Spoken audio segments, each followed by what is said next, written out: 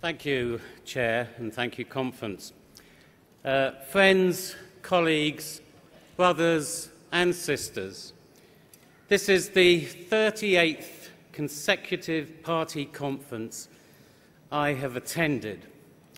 And whilst I hope to be attending a lot more, this is my last conference as your General Secretary.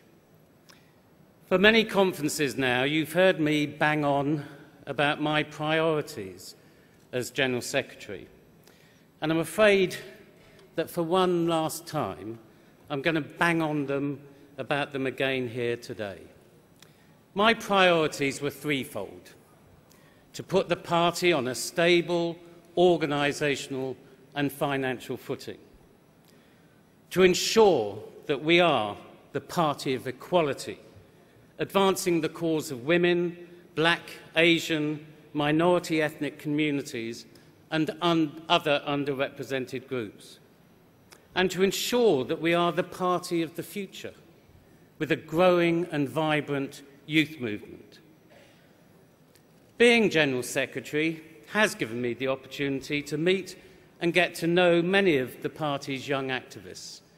I've always believed that our young members are not just the leaders of tomorrow, but they are the important voices of here and now. But it's only latterly that I've fully appreciated quite how capable these leaders of tomorrow are. I've endeavoured to support their work and, in response to their extremely persistent lobbying, agreed to fund a full-time youth officer in head office. Welcome, Dean Carlin.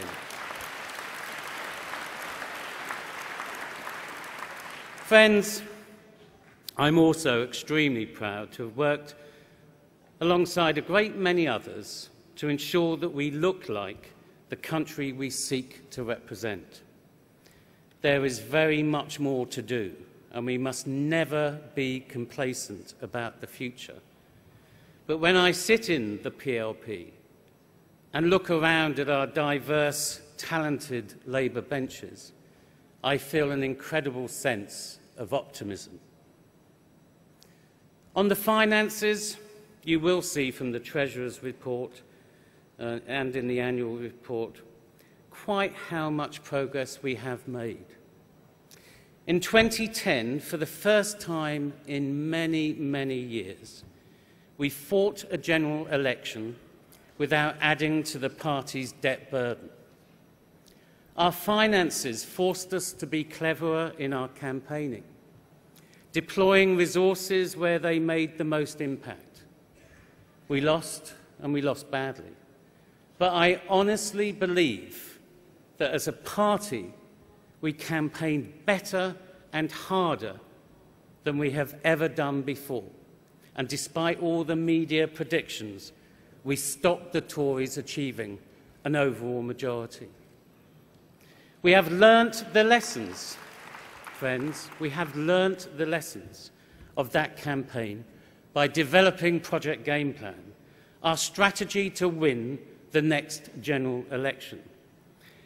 These lessons were learnt in many of the constituencies I had the pleasure to visit, campaigning with members on the doorstep. I know I should not single anyone out, but I do want to mention a few. Chesterfield, Edgbaston, Islington South, Oxford East, Hastings.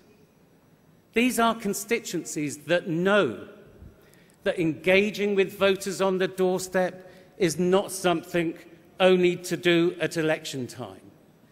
They know that will you vote Labour is the last question you ask, not the first. There is no such thing as a safe Tory or Lib Dem seat where there are dedicated activists determined to buck the trend. And it's these lessons, friends, that underpin refounding Labour. It is how we will become an organisation fit for purpose that will win the next election. And under Ed Miliband's leadership, we can win, friends.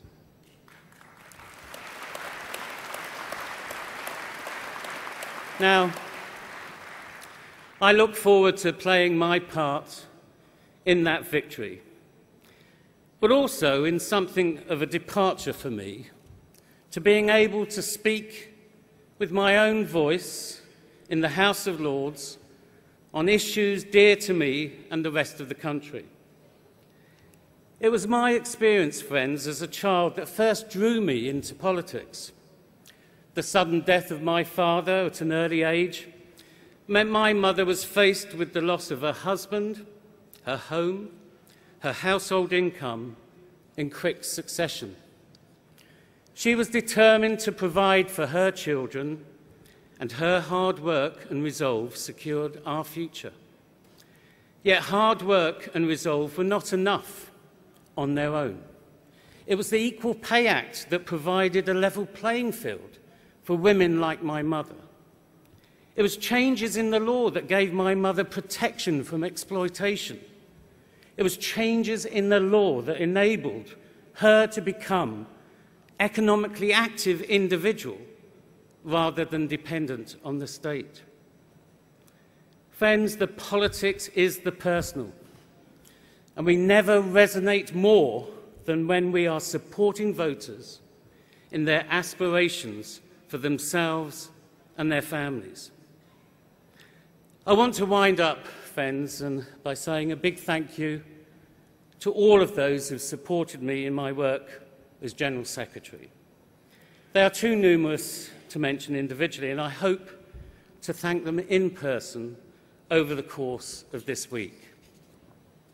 But I do want to single out the party's staff, who are one of Labour's greatest assets. They work tirelessly on behalf of the party they love, and no General Secretary could have asked for more.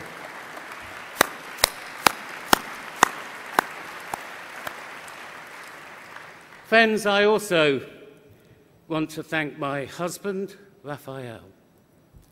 He's put up with me working weekends, evenings for a very long time, and without his support, I would have been lost.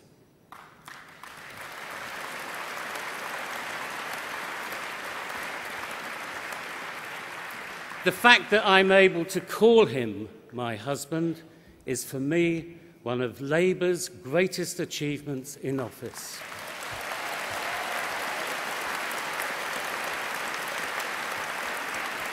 So, if you're watching, Rafa, thank you for everything. However, my greatest thanks are reserved for you, the party members. The best bit of my job has been travelling to constituencies up and down the country, seeing the work you do, knocking on doors and making new friends. You are the lifeblood of our party, and your passion for our country is formidable to behold. I wish my successor as General Secretary, Ian McNicol, all the very best for the future. Sorry.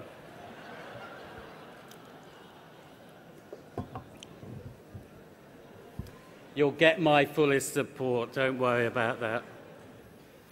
But it's the support of you, the members, I know he will value the most. And I know he will value you as much as I do. Indeed, it would be impossible not to. It's been my very great privilege to serve you as General Secretary, and I look forward to seeing you all on the campaign trail. Thank you very much.